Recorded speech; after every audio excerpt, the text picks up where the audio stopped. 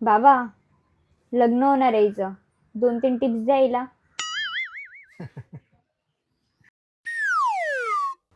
तुला खूप घाई लागली आहे माझ्या लग्नाची.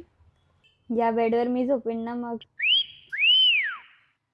तुला बेडवर झोपायला पाहिजे म्हणून तू तिचं लग्न लावून देतेस. तसं नाही बाबा, हिची जीप माहिती आहे ना कशी कैची सारखी चालते. अशी देईन नाही का उलट्या हाताची. बघितलं, जेव्हा बघा ते हिचं उलट्या हातातच चालू असतं.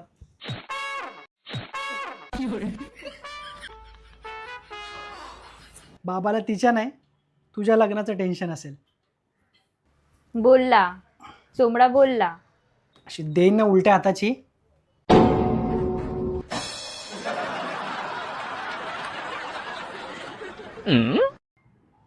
पुरुष हा कणखर असतो आणि स्त्री इमोशनल असते. जेव्हा लग्न होतं ना तेव्हा सगळ्यात आधी सुरुवात होते ती नातेसंबंध जपण्यापासून. पुरुष जबाबदारी घेतो आपल्या परिवाराला फायनान्शियली सक्षम बनवण्याचं.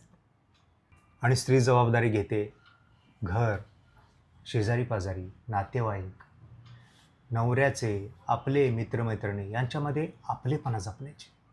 आजकाल पुरुष सुद्धा घरातल्या कामात मदत करतोय. आणि स्त्रिया जॉब करून सुद्धा सक्षमपणे घर सांभाळत आहेत. सुरुवातीला पैसाच सगळं काही वाटतो, पण उतारवयात जर एकटं पडायचं नसेल तर नाती जपायला हवीत.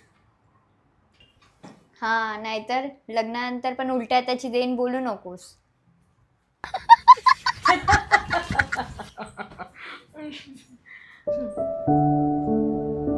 सर्व नाती सुंदररित्या जपल्याबद्दल तुझे खूप खूप धन्यवाद.